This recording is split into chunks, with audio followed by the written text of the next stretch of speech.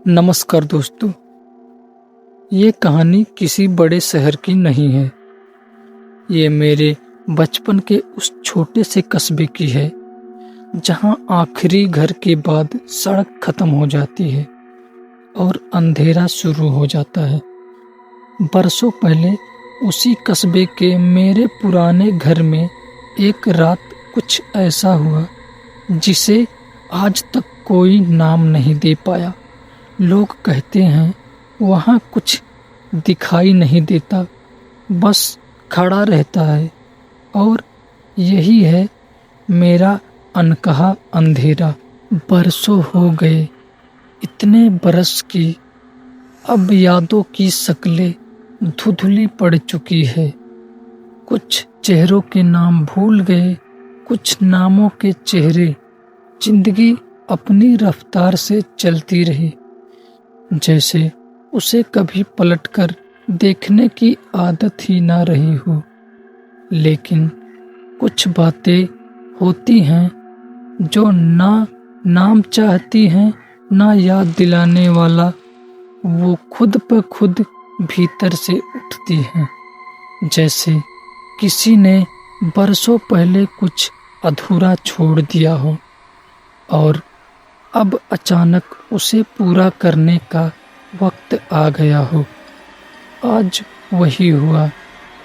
मैं ये कहानी इसलिए नहीं लिख रहा कि मुझे सब कुछ ठीक ठीक याद है। मैं इसलिए लिख रहा हूँ क्योंकि आज अचानक मुझे वो अंधेरा याद आ गया जिसके बारे में कभी किसी ने कुछ कहा नहीं था, और जो कहा नहीं गया वही सबसे ज़्यादा डरावना होता है। उस जमाने में हम जिस कस्बे में रहते थे वो नक्शे पर तो था, लेकिन लोगों की जिंदगी में कहीं नहीं। चारों तरफ रास्ते थे, मगर लगता था कोई रास्ता वहाँ जाना नहीं चाहता। हमारा घर कस्बे के आखिरी सिरे पर था। उसके आगे बस एक कच्चा रास्ता और फिर खुला मैदान, जो रात होते ही मैदान नहीं रहता था। लोग कहते थे वहाँ अंधेरा जम जाता है। मैं हंस देता था। मुझे लगता था अंधेरा भी कोई चीज होती है क्या जो थम जाए। लेकिन अब समझ आता है, कुछ अंधेरे रोशनी के जाने से नहीं आते, वो पहले से मौजूद होते हैं। उस दिन शाम कुछ ज्यादा ही जल्दी ढल गई थी। हवा में अजीब सी भारी गंध थी, जैसे मिट्टी को बहुत देर से सांस लेने का मौका मिला हो। माँ ने बिना ज्यादा बोले खाना परोसा, लेकिन उनके चेहरे पर वो थकान नहीं थी जो दिन भर के काम से आती है। वो कुछ और थी। पिता उस रात घर पर नहीं थे। मैं तब छोटा था, लेकिन इतना समझता था कि जब बड़े बिना वजह चुप हो जाए तो कुछ ठीक नहीं होता। मैं खाना खाकर अपने कमरे में आ गया, दिया जला दिया। बिजली उस इलाके में अक्सर चली जाती थी, लेकिन उस रात अजीब बात ये थी कि रोशनी जाते हुए भी कमरे में पूरा अंधेरा नहीं हुआ। दिए की लौ स्थिर नहीं थी, वो बार बार ऐसे झुक रही थी जैसे किसी को रास्ता दे रही हो। मैं उसे देखता रहा, बिना समझे कि मुझे बेचैनी क्यों हो रही है। बाहर कोई आवाज़ नहीं थी, ना कुत्ते भौंक रहे थे, ना झींगुर बोल रहे थे, ना हवा चल रही थी। ऐसा सन्नाटा मैंने पहले कभी नहीं सुना था। मैं चारपाई पर बैठा था, पैर नीचे लटकाए हुए। अचानक मुझे लगा जैसे कमरे में जगह कम हो गई हो, दीवारें थोड़ी पास आ गई हो, छत थोड़ी नीचे आ गई हो, ये सब आंखों से नहीं दिखता, ये शरीर से महसूस करता है। सांस थोड़ी भारी लगने लगी, दिल की धड़कन कानों में सुनाई देने लगी और तभी वो एहसास आया, ऐसा नहीं कि मैं कुछ देखा, ऐसा भी नहीं कि कोई आवाज आई, बस इतना लगा कि मैं अकेला नहीं हूँ। ये एहसास गर्दन के पीछे से शुरू हुआ, एक ठंडी लहर सी रीढ़ की हड्डी के साथ नीचे उतर गई, जैसे किसी ने बिल्कुल पास आकर सांस ली हो। मैंने पीछे देखने की कोशिश नहीं की, डर से नहीं, शरीर ने मना कर दिया, जैसे अगर पीछे देखा तो कुछ ऐसा देख लूंगा जिसे देखने के बाद भूलने का कोई रास्ता नहीं बचेगा। मैं दीवार की तरफ देख रहा था, दिए की रोशनी में मेरी परछाई साफ दिख रही थी। मैं उसी को देख रहा था कि उसके पीछे एक और गहरापन उभर आया। वो परछाई नहीं थी, परछाई होती तो हिलती, ये हिल नहीं रही थी, बस खड़ी थी, बिल्कुल सीधी, बिल्कुल चुप। और सबसे डरावनी बात ये थी कि वो मेरी नकल नहीं कर रही थी। मुझे लगा अगर मैं जरा सा भी हिला तो वो गहरापन फैल जाएगा, जैसे स्याही पानी में फैलती है। सांस लेना मुश्किल हो गया, मुंह खुला था लेकिन आवाज नहीं निकल रही थी। मैंने मन ही मन भगवान का नाम लेना चाहा, लेकिन शब्द अधूरे रह गए। ऐसा लगा जैसे किसी ने भीतर से आवाज को पकड़ लिया हो। दिए की लौ अचानक तेज से कांपी, फिर स्थिर हो गई और उसी स्थिरता ने मुझे समझ आया वो इंतजार कर रहा है। किस बात का ये उस रात नहीं समझ पाया। समय जैसे जम गया था, शायद कुछ पल, शायद बहुत देर, फिर बाहर कहीं दूर से कुछ गिरने की आवाज आई, बहुत हल्की, लेकिन इस सन्नाटे में वो आवाज बहुत भारी थी। उसी पल वो ठंड थोड़ी पीछे हटी, जैसे किसी ने एक कदम पीछे ले लिया हो। मैं फर्श पर बैठ गया, शरीर पसीने से भीग चुका था, दिल ऐसे धड़क रहा था जैसे अभी बाहर आ जाएगा। दीवार पर देखा, अब सिर्फ मेरी परछाई थी। सुबह हुई, सूरज निकला, सब कुछ वैसा ही था जैसा हमेशा होता है। मैंने किसी से कुछ नहीं कहा, माँ से भी नहीं। कुछ बातें होती हैं जिन्हें बोलने से डर और पक्का हो जाता है। मैंने खुद को समझाया, वहम था, बचपना था, अंधेरे से डर गया था। बरसों तक यही मानता रहा, लेकिन आज जब अचानक रात को लाइट चली गई और कमरे में वही भारीपन उतरा, वही ठंड रीढ़ से नीचे गई, तब समझ आया वो सिर्फ उस कमरे में नहीं था, वो अंधेरा था, अनकहा, जो देखा नहीं गया, बस महसूस किया गया। और जो महसूस हो जाए वो कभी पूरी तरह जाता नहीं। उस रात लाइट जाने के बाद मैंने तुरंत दिया नहीं जलाया। अजीब बात है, इंसान डर के वक्त भी कभी कभी वही करता है जिसे डर और गहरा हो जाए। मैं अंधेरे में ही बैठा रहा, ये सोचते हुए कि अगर रोशनी मैं नहीं करूँगा तो शायद वो एहसास झूठा साबित हो जाएगा, लेकिन अंधेरा झूठा नहीं होता। वो या तो होता है या नहीं होता, और उस कमरे में वो था। कमरा बिल्कुल वही था, 4 दीवारें, वही पुरानी चारपाई, वही अलमारी, वही छत का पंखा जो बिजली के बिना भी जैसे मुझे घूर रहा हो। लेकिन कुछ बदल चुका था। हवा भारी थी, सांस लेते हुए सीने पर बोझ महसूस हो रहा था, जैसे हवा नहीं कोई और चीज अंदर जा रही हो। मैंने धीरे से हाथ आगे बढ़ाया, दिए की जगह टटोली, लेकिन उंगलियां कांप रही थी। उस कांपने में डर से ज्यादा एक अजीब सी पहचान थी, जैसे शरीर कुछ ऐसा याद कर रहा हो जिसे दिमाग भूल चुका था। और तभी मुझे लगा कि कमरे में खड़े रहने की आवाज आ रही है।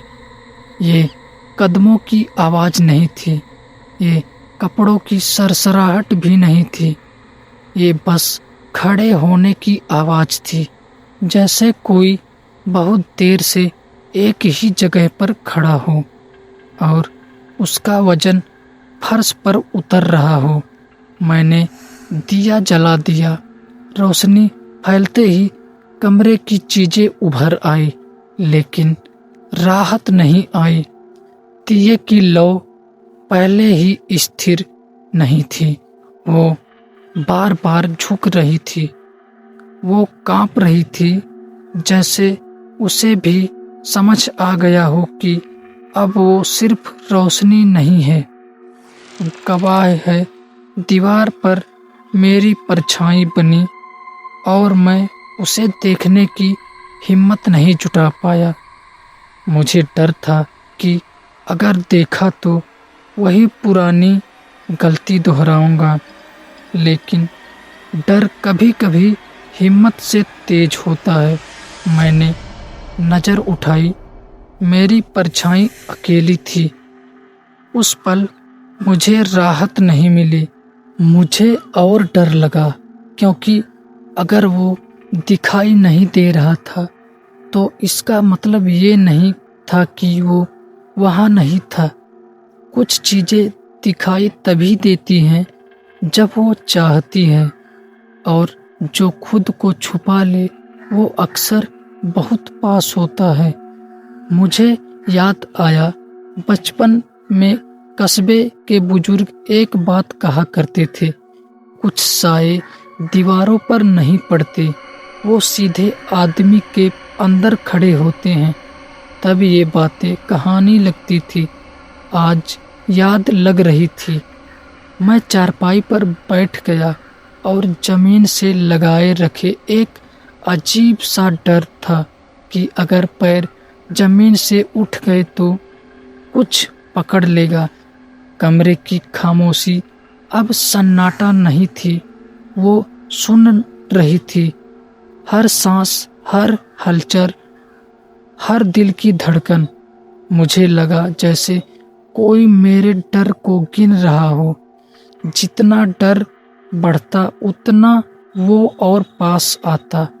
अचानक दिए की लौ लंबी हो गई, बहुत लंबी। उसकी रोशनी कमरे के कानों तक पहुंच गई और वही रुक गई, जैसे आगे बढ़ने की इजाजत न हो। कोने में अंधेरा अब सिर्फ अंधेरा नहीं था, वो गाढ़ा था, ऐसा अंधेरा जो रोशनी को पी रहा हो। उसी अंधेरे के बीच मुझे एक एहसास हुआ, वो इस बार मेरी पीठ के पीछे नहीं था, वो सामने था। मैं उसे देख नहीं पा रहा था, लेकिन उसकी मौजूदगी अब रीढ़ पर नहीं, सीने पर महसूस हो रही थी। दिल की धड़कन अजीब ढंग से धीमी हो गई।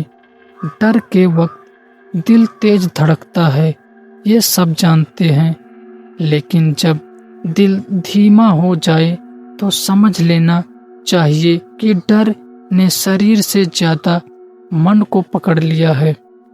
और तभी मेरे कान के पास बहुत धीमी आवाज आई। कोई शब्द नहीं, कोई फुसफुसाहट नहीं, बस सांस। ऐसी सांस जो इंसान की नहीं होती। मैं हिल नहीं पाया। आवाज निकलने की कोशिश की, लेकिन गला जैसे बंद था। आंखें खुली थी, लेकिन रोशनी धुंधली हो गई थी। दिए की लौ अब कांप नहीं रही थी, वो झुक गई थी, बिल्कुल उसी दिशा में जहां वो खड़ा था। वो उसी पल मुझे एहसास हुआ, वो इंतजार नहीं कर रहा था। वो याद दिला रहा था कि मैं उसे भूल गया था। बरसों पहले उस पहली रात मैंने कभी ये नहीं पूछा था कि वो आया क्यों था, और जो सवाल उस वक्त नहीं पूछा जाए वो जवाब बनकर लौटता है। उस रात दिया अपने आप बुझ गया और अंधेरे में पहली बार मुझे लगा कि मैं खड़ा नहीं हूँ, मैं किसी और की जगह पर खड़ा हूँ। तो दोस्तों, आज का कहानी यहीं पर ख़त्म होता है।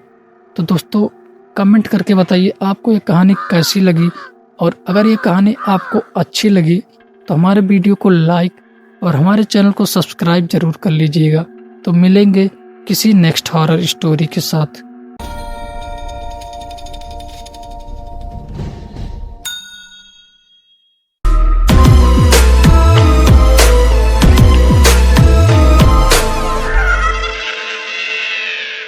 नमस्कार दोस्तों। कहते हैं हर राजा का अंत तलवार से नहीं होता, कुछ राजाओं का अंत सिंहासन से होता है। ये कहानी उस ताज की है जिसे पहनकर लोग झुकते हैं। ये कहानी उस सिंहासन की है जिस पर बैठकर लोग गायब हो जाते हैं। रुद्रगढ़ का किला आज खंडर है। वहाँ पर एक चीज अब भी जिंदा है, एक ऐसा पत्थर जो गर्म हो जाता है जब उस पर कोई बैठता है, एक ऐसा सिंहासन जो इंसानों से खून नहीं आत्मा मांगता है। आज जो कहानी आप सुनने जा रहे हैं वो कहानी किसी किताब से नहीं मिलेगी। वो उन लोगों की आवाज है जो उस सिंहासन के सामने आखिरी बार बोले थे। अगर हिम्मत है तो इस कहानी को पूरा सुनिएगा, क्योंकि कुछ कहानियां खत्म नहीं होती, वो सुनने वाले के भीतर बैठ जाती है। ये है शापित सिंहासन। लोग कहते हैं कि सत्ता इंसान को बदल देती है, पर सच ये है कि कुछ सिंहासन इंसान को नहीं, उसकी आत्मा को खा जाते हैं। ये कहानी उसी सिंहासन की है। बरसों पहले जब जंगल आज की तरह कटे नहीं थे और रास्ते पर बिजली के खंभे नहीं बल्कि पीपल और बरगद खड़े होते थे, एक राज्य था रुद्रगढ़। यहाँ से कोई जिंदा नहीं जाता। चारों ओर पहाड़, नीचे गहरी खाइयां और बीच में पत्थरों से बना एक विशाल किला। ऐसा किला जिसकी दीवारों में दिन के उजाले में भी ठंडक रहती थी। उस किले के सबसे ऊंचे हिस्से में एक दरबार था और उसी दरबार के बीचों बीच रखा था वो सिंहासन। ये सिंहासन सिर्फ मौत देता है। काला पत्थर, अजीब चमक, जैसे उस पर रोशनी टिकती ही ना हो। कहा जाता था कि वो पत्थर इस धरती का नहीं था। कोई कहता था उल्का पिंड से गिरा था, कोई कहता किसी तांत्रिक ने उसे जिंदा इंसानों की बलि से तैयार किया था। पर सब एक बात मानते थे, जो उस पर बैठा वो ज्यादा दिन इंसान नहीं रहा। उस समय रुद्रगढ़ का राजा था, राजा भैरव सिंह। नाम सुनते ही लोग डर जाते थे। इंसान कम, सजा ज्यादा। पर अजीब बात ये थी कि राजा जितना कठोर बाहर दिखता, उतना ही बेचैन भीतर रहता। हर रात पसीने में डूबा जागता और एक ही सपना देखता, सिंहासन उससे कुछ मांग रहा है। पहली बार जब भैरव सिंह उस सिंहासन पर बैठा था, तब अब राज तेरा नहीं मेरा है। तब दरबार में अजीब सा सन्नाटा छा गया था। ढोल नगाड़े बजने चाहिए थे, पर हवा तक रुक गई थी। जैसे ही राजा बैठा, पत्थर ठंड नहीं बल्कि गर्म महसूस हुआ। राजा ने सोचा उसका वहम है, पर सिंहासन के किनारे पर उकेरी गई आकृतियां, जो आम तौर पर पत्थर जैसी पड़ रही थी, उस दिन कुछ अलग लग रही थी। उनकी आंखें जैसे देख रही हो। उसी रात पहला हादसा हुआ। महल का सबसे पुराना प्रहरी, जो 40 साल से सेवा में था, पहरे पर खड़ा खड़ा चीखता हुआ गिर पड़ा। जब लोग दौड़े, उसकी आंखें खुली थी, मुंह खुला था, जैसे कुछ कहना चाहता हो, पर आवाज गायब थी। उसकी छाती पर नाखूनों के निशान थे, अपने ही नाखूनों के। डॉक्टरों ने कहा दिल का दौरा, पर सब जानते थे महल में अब कुछ जाग चुका है। दिन बीतते गए और राजा बदलने लगा। वो अकेले सिंहासन के पास घंटों बैठा रहता, बिना हिले, बिना बोले। मंत्री डरते थे पास जाने से। रानियां कहती थी कि राजा अब उनके साथ नहीं सोता। वो रात में उठकर दरबार की ओर चला जाता है। कई बार सेवकों ने आधी रात को दरबार का दरवाजा अपने आप खुलता है और भीतर से धीमी धीमी आवाजें आती हैं, जैसे कोई फुसफुसा रहा हो। अब तुम सबकी बारी है। पर अंदर कोई नहीं होता। राज्य में अजीब अजीब घटनाएं शुरू हो गई। बच्चे बिना कारण बीमार पड़ने लगे। खेतों में खून जैसी लाल मिट्टी दिखने लगी। मंदिरों की घंटियां अपने आप बजने लगी और हर घटना के बाद राजा और ज्यादा निर्दयी होता गया। छोटी गलती पर मौत की सजा, जरा सा शक हुआ तो सिर कलम। एक दिन महल में एक तांत्रिक आया, बूढ़ा, झुका हुआ, आंखें सफेद। उसने दरबार में कदम रखते ही कहा, यह राजा नहीं, अब सिंहासन बोल रहा है। दरबार सन्न रह गया। राजा गुस्से से खड़ा हुआ, पर जैसे ही उसने सिंहासन छोड़ा, उसके घुटने कांप गए।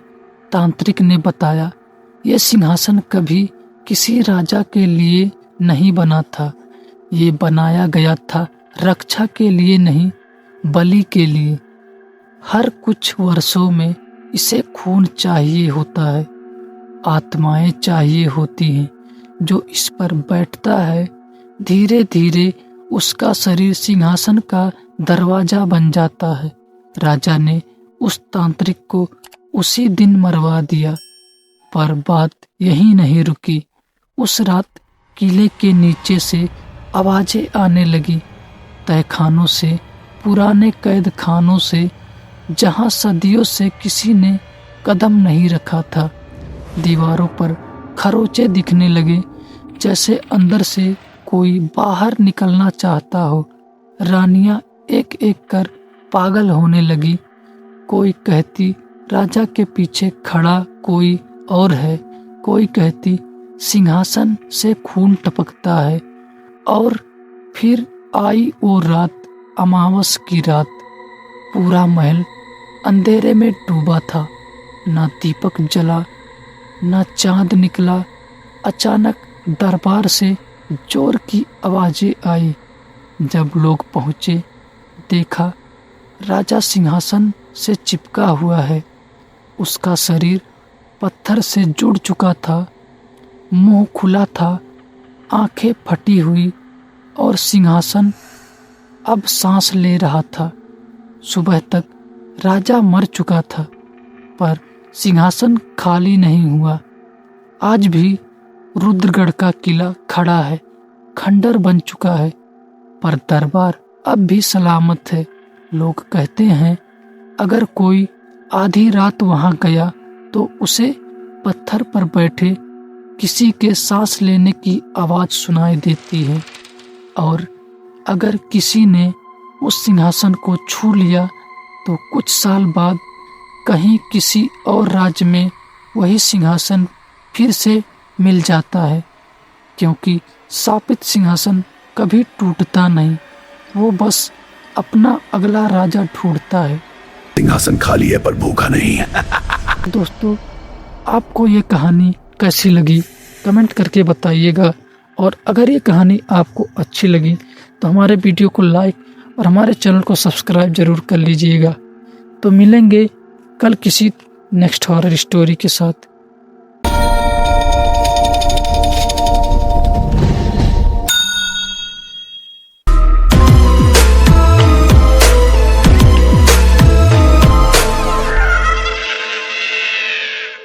नमस्कार दोस्तों, ये कहानी वहीं से शुरू हो रही है जहां मैंने पिछली बार चुप हो जाना चुना था। अगर तुमने पार्ट 1 सुना है तो तुम्हें याद होगा वो स्टेशन और वो आदमी जो कभी आता नहीं, बस हमेशा खड़ा मिलता है। मैंने तब सोचा था कि शायद उसे भूल जाऊंगा, जैसे इंसान कई अजीब बातों को भूल जाता है, लेकिन कुछ चीज़ें भूलने के लिए नहीं होती, वो बस थोड़ा वक्त लेती हैं लौटने में। ये पार्ट 2 है, और इस बार मैं भाग नहीं रहा। इस बार मैं बता रहा हूँ कि उस रात स्टेशन पर असल में क्या बदला था, और क्यों वो अनजान आदमी अब मुझे अनजान नहीं लगता। तुम्हें याद है मैंने कहा था कि कुछ जगहें ऐसी होती हैं जहां जाने के बाद आदमी लौट तो आता है पर पूरा नहीं लौटता। स्टेशन भी वैसा ही जगह है। उस रात के बाद जब मैंने उसे पहली बार देखा था, मैं कई दिनों तक खुद को समझाता रहा कि वो बस थकान थी, देर रात का वहम था, या दिमाग की कोई पुरानी परछाई जो अचानक सामने आ गई थी। इंसान यही करता है, डर को नाम देने से पहले उसे झुठलाता है ताकि वो उसे जी सके। लेकिन जितना मैं खुद को समझाता गया उतना ही वो चेहरा साफ होता गया, और मुझे महसूस होने लगा कि कुछ चीजें दोबारा दिखती नहीं हैं, वो हमेशा से वही होती हैं, बस पहली बार तुम उन्हें पहचानते हो। मैं फिर से स्टेशन गया था जानबूझकर। इस बार काम नहीं था, कोई ट्रेन पकड़नी नहीं थी, बस एक अजीब सी बेचैनी थी जो मुझे वहाँ खींच लाई थी। रात वही थी, ठंडी, चुप और जरा सी नम। प्लेटफार्म पर बल्ब जल रहे थे, पर उसकी रोशनी जमीन तक पहुँचते पहुँचते थक जाती थी। मैं धीरे धीरे चला, जैसे अगर तेज चला तो कोई आवाज हो जाएगी। और सब टूट जाएगा। और तभी बिना किसी आहट के मुझे पता चला कि वो वहाँ है। सामने देखने की जरूरत नहीं पड़ी। कुछ मौजूद हो तो आंखें नहीं, बदन पहले जानता है। वो उसी जगह खड़ा था, पोल के पास, पटरियों से थोड़ा हटकर, बिल्कुल वैसे ही जैसे पहली बार था। ना आगे बढ़ा, ना पीछे हटा। ऐसा लगा जैसे वो स्टेशन का हिस्सा हो, जैसे अगर स्टेशन को हटा दो तो वो भी अपने आप गायब हो जाएगा। मैंने नोटिस किया कि इस बार भी मैंने उसे आते नहीं देखा था। वो बस था और उसी पल मुझे एहसास हुआ कि डर का सबसे भयानक रूप यही होता है, जब वो तुम्हारे लिए नया नहीं रहता बल्कि जाना पहचाना लगने लगता है। उसने मेरी तरफ देखा, या शायद पहले से देख रहा था। मुझे फर्क समझ नहीं आया। उसकी आंखों में कोई गुस्सा नहीं था, कोई जल्दबाजी नहीं थी, बस वही थकी सी शांति जो किसी ऐसे इंसान की आंखों में होती है जो बहुत देर से इंतजार कर रहा हो, पर अब इंतजार से उम्मीद हटा चुका हो। देर कर दी, उसने कहा, और उसकी आवाज में शिकायत नहीं थी, बस एक साधारण सा तथ्य था, जैसे कोई घर का आदमी कह दे कि खाना ठंडा हो गया। मैं कुछ बोल नहीं पाया।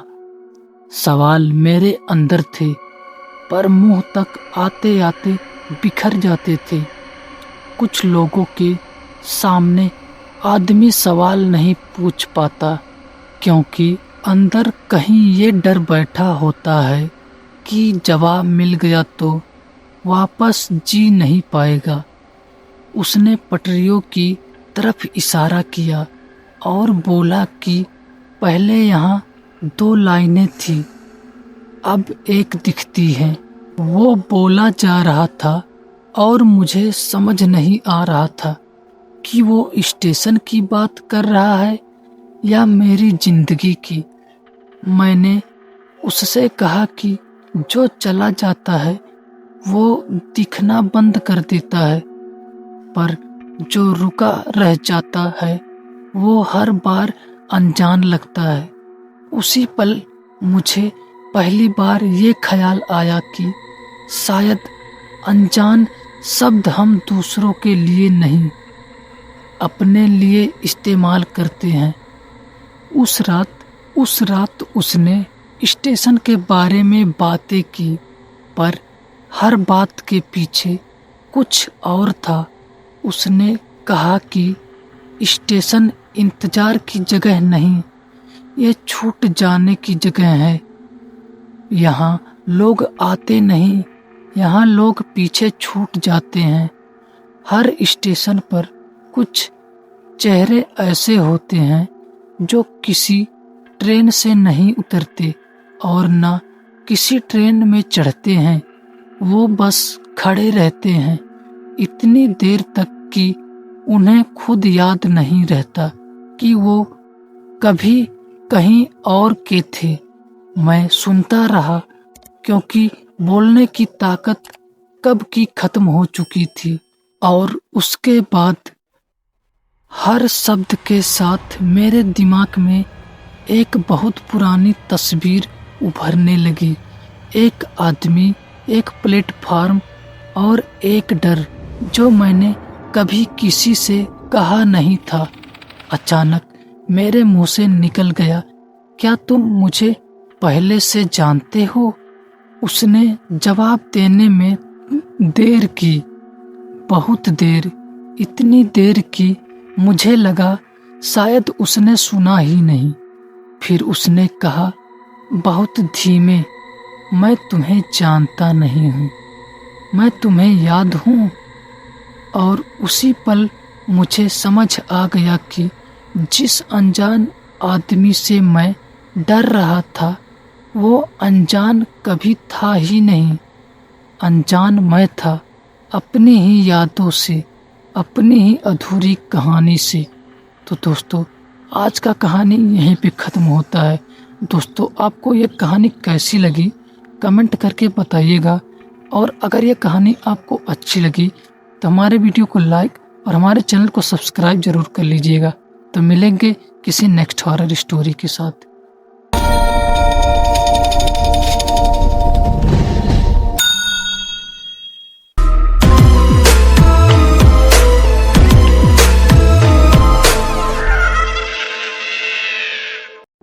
नमस्कार दोस्तों, आज का जो कहानी है वो कहानी है रुद्रगढ़ का वो पुराना किला और बीच में एक सिंहासन, काला और खून सा चमकता हुआ। कहते हैं जो भी उस पर बैठता है उसकी आत्मा धीरे धीरे निगल ली जाती है। राजा भैरव सिंह ने इसे छुआ और महल की दीवारें जीवित हो उठी। फुसफुसाती आवाजें, टकराती परछाइयां और सांसें जो थम जाती हैं। अब सिंहासन खाली नहीं है, पर इसकी प्यास बढ़ती जा रही है। क्या तुम इसकी भूख को रोक सकोगे या इसका अगला शिकार बन जाओगे? बरसों पहले रुद्रगढ़ के घने जंगलों में जब सूरज भी किले की ऊंची दीवारों में घुसते ही कांप उठता था, उसी किले में रखा था वो काला सिंहासन, जिसकी खामोशी में एक जीवित भय छिपा था। कहते हैं यह सिंहासन केवल पत्थर का नहीं बल्कि आत्माओं और रूहों का संग्रह था। जो भी उस पर बैठता उसकी सांसें अचानक भारी हो जाती, दिल की धड़कन तेज और अनियमित हो जाती और अंधेरे में उसके कानों में फुसफुसाहटें गूंजने लगती। ऐसी आवाजें जो कहीं से आती थी पर कहीं भी नहीं थी। राजा भैरव सिंह, जिसकी सख्ती और क्रूरता के चर्चे पूरे राज्य में थे, उस सिंहासन की शक्ति से अज्ञात डर के साथ आकर्षित हुआ। जब पहली बार उसने उस सिंहासन पर बैठा तो दरबार पर हर प्राणी सन्न रह गया। हवा रुक गई, दीवारों की परछाइयां अचानक लंबी और विकृत हो गई और दरबार में हल्की सी गंध फैली। खून, धूप में पसीने की गंध और मिट्टी की सड़ी हुई खुशबू का मिश्रण। राजा की आंखों के सामने सिंहासन के किनारे पर उकेरी गई आकृतियां जीवित हो उठी। उनकी आंखों में लाल चमक थी, जैसे वे उसकी आत्मा को निगलने की तैयारी में हो। राजा की सांसें रुकती सी लग रही थी और तभी पहली घटना हुई। महल का सबसे पुराना प्रहरी, जो वर्षों से दरबार की रक्षा करता आया था, अचानक चीखता हुआ गिर पड़ा। उसकी आंखें फटी हुई थी, मुंह खुला और नाखून अपने ही शरीर में घुसे हुए दिखाई दिए। डॉक्टरों ने कहा दिल का दौरा, पर जो लोग वहां थे उन्होंने देखा महल अब पूरी तरह जाग चुका था और यह केवल शुरुआत थी। रातें अब राजा के लिए यातना बन गई थी। वह अकेले सिंहासन के पास घंटों बैठता, आंखें बंद नहीं करता और धीरे धीरे उसकी आत्मा का हिस्सा उस सिंहासन में समा जाता। कभी कभी वह दरबार की ओर उठता और सेवक बताते कि आधी रात को दरबार के दरवाजे अपने आप खुल जाते और भीतर से धीमी फुसफुसाहटें आती, आओ बैठो, यह तुम्हारा इंतजार कर रहा है। पर भीतर कोई नहीं होता। रानियां अब उसके पास नहीं सोती। उनके सपनों में भी सिंहासन आता, उन्हें खून से लथपथ छायाओं के बीच दौड़ने पर मजबूर करता। राज्य में भय की लहर फैल गई। बच्चों की हंसी गायब हो गई। खेतों की मिट्टी लाल हो गई। मंदिरों की घंटियां अपने आप बजने लगी। लोग अब राजा से नहीं बल्कि सिंहासन से डरते थे। एक दिन महल में एक बूढ़ा तांत्रिक आया, झुका हुआ, आंखें पूरी तरह सफेद। उसने दरबार में कदम रखते ही कहा, यह राजा नहीं, अब सिंहासन बोल रहा है। इसका रक्त और आत्माएं चाहिए होती हैं। जो भी इस पर बैठता है वह धीरे धीरे इसका हिस्सा बन जाता है। राजा ने उसे उसी दिन मरवा दिया, पर उसकी चेतावनी हवा में गूंज रही थी। और फिर आई अमावस की रात। किले के तहखानों से आवाजें आने लगी। दीवारों के भीतर खरोच, किसी के फुसफुसाने की आवाजें, अचानक ठंडी हवा का झोंका। रानियां पागल होने लगी। मंत्री डर से कांपने लगी। उसी रात राजा सिंहासन पर बैठा रहा और उसकी आत्मा धीरे धीरे पत्थर में विलीन होने लगी। उसकी आंखें फटी हुई, मुंह खुला और वह चीखता हुआ पत्थर में समा गया। सुबह तक राजा मृत था, पर सिंहासन खाली नहीं हुआ। उसकी लाल और गहरी प्यास बढ़ गई थी। अब कोई भी अगर उस किले में आधी रात जाता है तो सुनता है सिंहासन पर बैठे किसी की सांसों की आवाज, फुसफुसाहटें और कभी-कभी एक ठंडी सी हंसी। कहते हैं यदि कोई उसे छू ले तो वह धीरे धीरे अपने आसपास की आत्माओं और खून की प्यास में फंस जाता है। सिंहासन कभी नहीं टूटता, कभी नहीं मरता, यह केवल अपना अगला शिकार ढूंढता है। तो दोस्तों, आपको ये कहानी कैसी लगी कमेंट करके बताइएगा। और अगर ये कहानी आपको अच्छी लगी तो हमारे वीडियो को लाइक और हमारे चैनल को सब्सक्राइब जरूर कर लीजिएगा। तो मिलेंगे किसी नेक्स्ट हॉरर स्टोरी के साथ।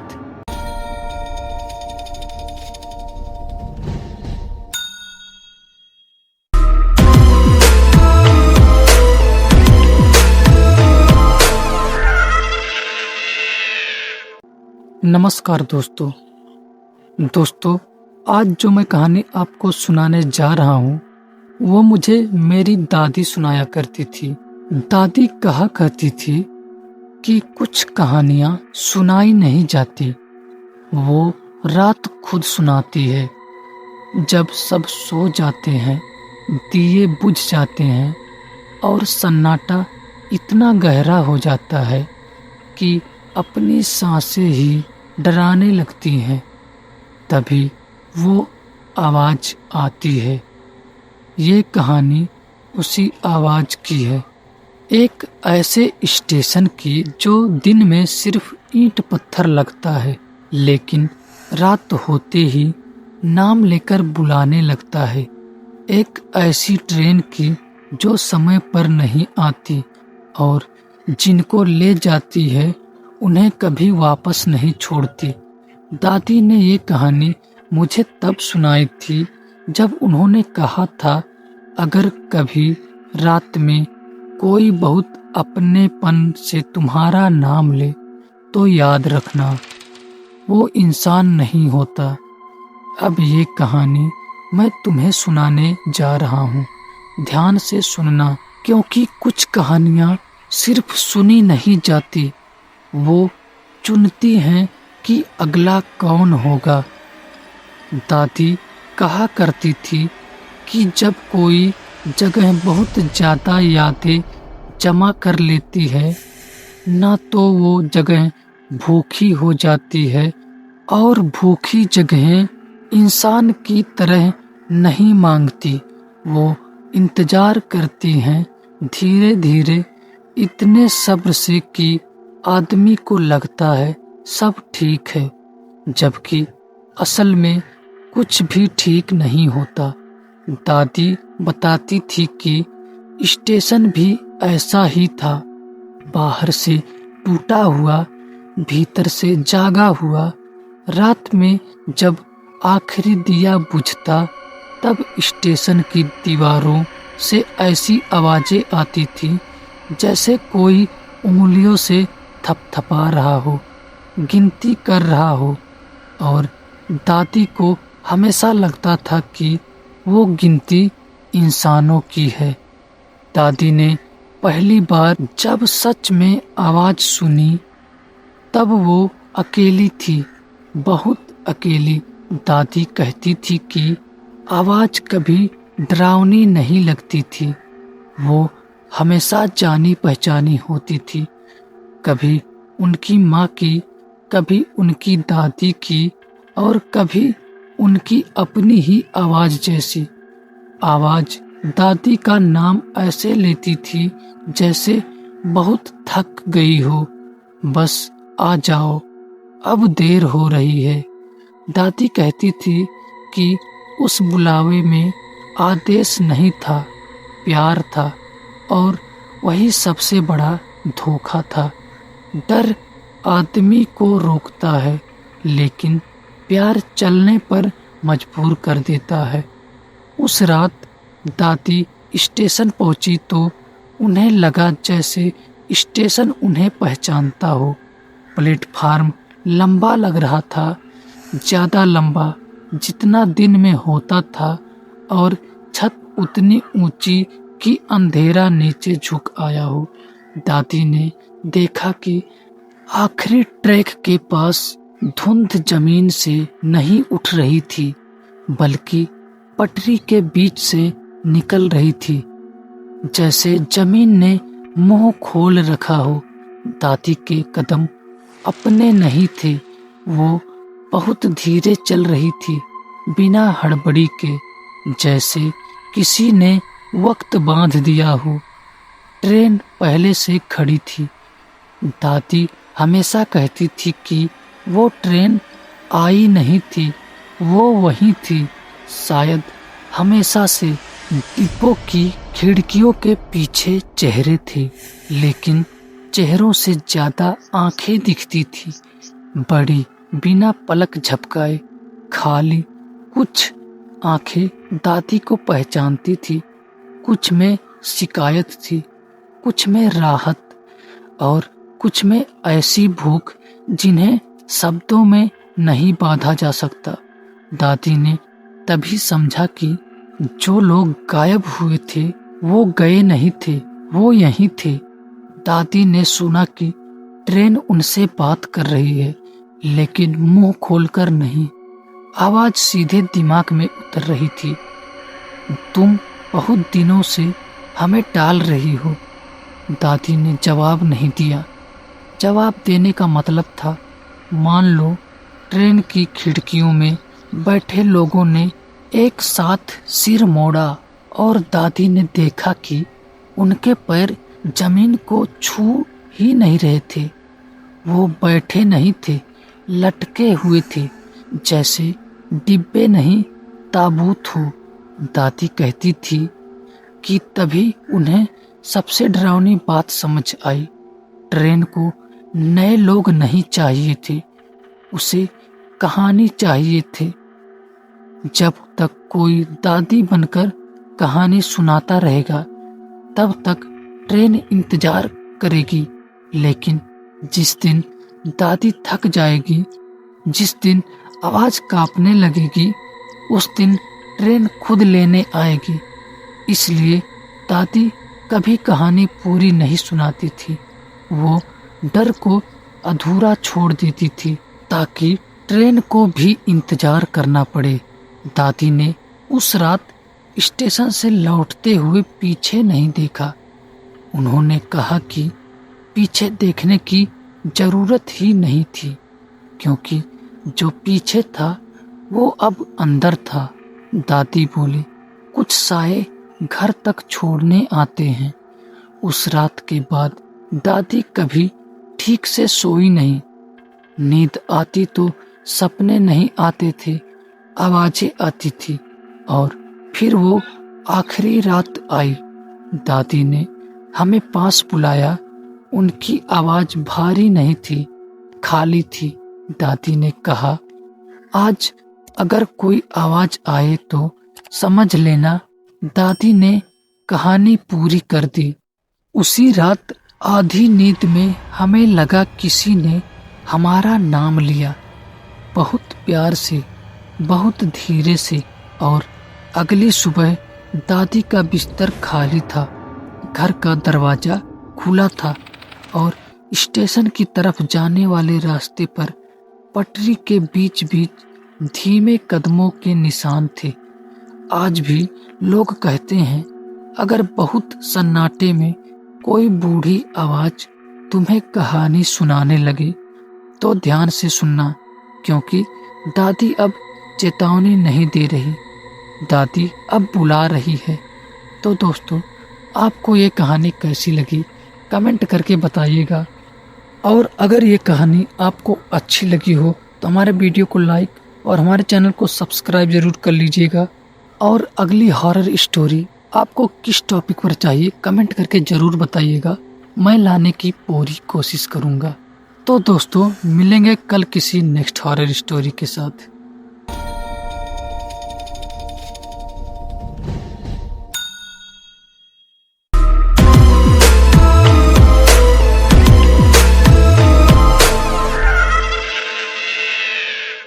नमस्कार दोस्तों, आज का जो कहानी है ये बात तब की है जब मैं दिल्ली से अपने गांव लौट रहा था। सर्दी की उस रात हवा इतनी ठंडी कि सिर्फ शरीर नहीं, रूह तक कांप रही थी। बस पुरानी सीटें फटी हुई, खिड़कियों से आती हवा सीटी मारती हुई और मेरे आसपास लोग या तो सो रहे थे या थकान से खुद को भटकते हुए महसूस कर रहे थे। मैं खिड़की वाली सीट पर बैठा था। बाहर अंधेरा और कोहरे में ढके रास्ते को देख रहा था और तभी एक औरत सफेद साड़ी में, खुले बाल, बिल्कुल स्थिर सड़क के किनारे खड़ी थी। बस के आगे बढ़ते ही मेरे दिल की धड़कन बढ़ गई। मैं गुजरात में काम करता था और कई सालों बाद अपने गांव लौट रहा था। रास्ता दिल्ली से होकर जाना था, क्योंकि वही सबसे सस्ता और सीधा रूट था। ट्रेन की टिकट नहीं मिली तो मजबूरी में बस पकड़नी पड़ी। उस दिन दिसंबर की रात थी। दिल्ली की वो ठंडी सर्द हवा जिसमें सिर्फ शरीर नहीं कांपता बल्कि अंदर तक एक अजीब सा ठंड घुस जाता है। बस कश्मीरी गेट ISBT से निकली थी। रात के करीब 11:30 बज रहे थे। बस पुरानी थी, सीटों के कवर फटे हुए थे। खिड़कियों से ठंडी हवा सीटी मारती हुई अंदर घुस रही थी। ज्यादातर लोग सो रहे थे। कोई मुंह खोलकर खर्राटे ले रहा था, कोई सिर टिकाकर ऐसे बैठा था जैसे जिंदगी से थक चुका हो। मैं खिड़की वाली सीट पर बैठा था और बाहर देख रहा था कि कैसे दिल्ली की रोशनी धीरे धीरे पीछे छूट रही थी और अंधेरा आगे बढ़ता जा रहा था। जब बस NH9 पर पहुंची तो ड्राइवर ने रेडियो बंद कर लिया। बस के अंदर अचानक खामोशी फैल गई। सिर्फ इंजन की भारी आवाज और पहियों का सड़क से टकराने का शोर था। कंडक्टर आगे बैठा बार बार बाहर झांक रहा था, जैसे किसी का इंतजार कर रहा हो। मुझे अजीब लगा, लेकिन मैंने खुद को समझाया कि शायद थकान की वजह से दिमाग ज्यादा सोच रहा है। जब बस दिल्ली यूपी बॉर्डर के पास पहुंची तो कोहरा इतना घना हो चुका था कि हेडलाइट की रोशनी भी बस के आगे जाकर मर जाती थी। अचानक बस धीमी हो गई।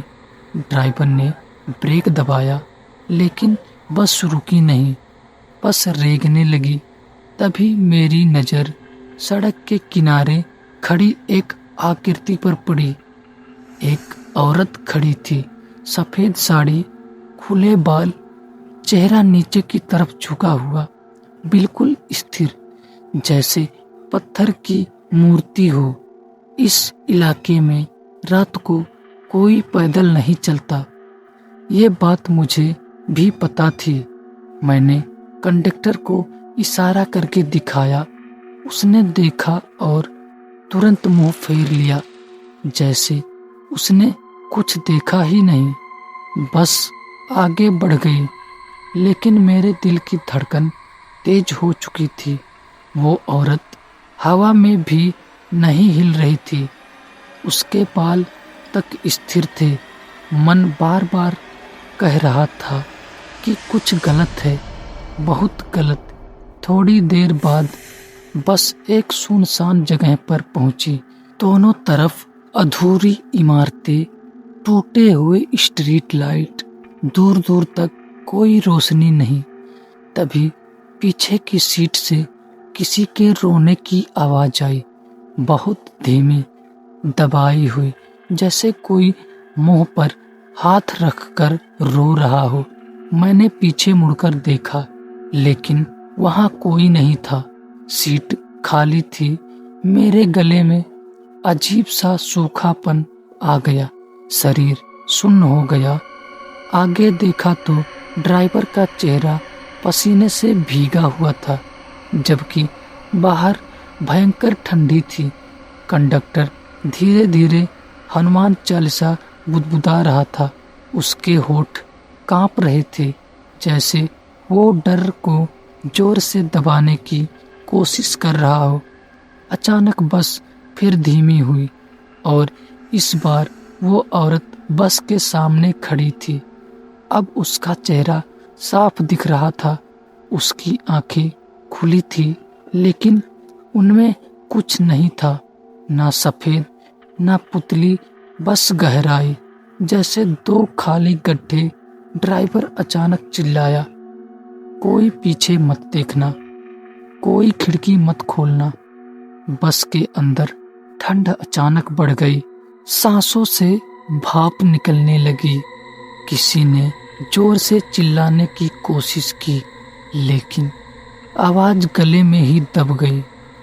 बस झटके से आगे बढ़ी और जब मैंने डरते डरते खिड़की से देखा तो वो औरत सड़क पर नहीं थी।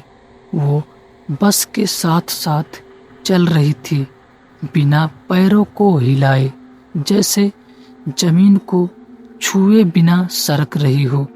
मेरे कानों में फुसफुसाहट आने लगी, रुक जाओ, बस रुक जाओ। ऐसा लग रहा था जैसे कोई मेरे बिल्कुल कान के पास खड़ा हो। कई मिनटों के बाद बस एक ढाबे पर रुकी। सुबह के करीब 4 बज रहे थे। कोहरा थोड़ा छट चुका था। लोग चुपचाप उतर रहे थे। किसी में बोलने की हिम्मत नहीं थी।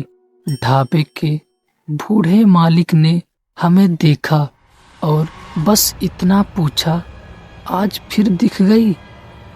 ड्राइवर ने बिना कुछ बोले सिर हिला दिया। तब उसने बताया कि दिल्ली यूपी बॉर्डर के पास 5 साल पहले एक औरत का एक्सीडेंट हुआ था। वो रोज बस से अपने गांव जाती थी। एक रात बस ने ब्रेक नहीं मारा और वहीं उसकी मौत हो गई। तब से कहा जाता है कि वो औरत रात की बसों के सामने दिखाई देती है। जो बस वहाँ रुक जाती है वो कभी पूरी नहीं पहुँचती। आज भी जब मैं दिल्ली से गुजरता हूँ तो रात की बस नहीं पकड़ता, खिड़की से बाहर नहीं देखता और अगर कोहरा ज़्यादा हो तो आंखें बंद कर लेता हूँ, क्योंकि मुझे पता है वो अब भी वहीं खड़ी है, दिल्ली रोड पर आखिरी बस का इंतज़ार करते हुए।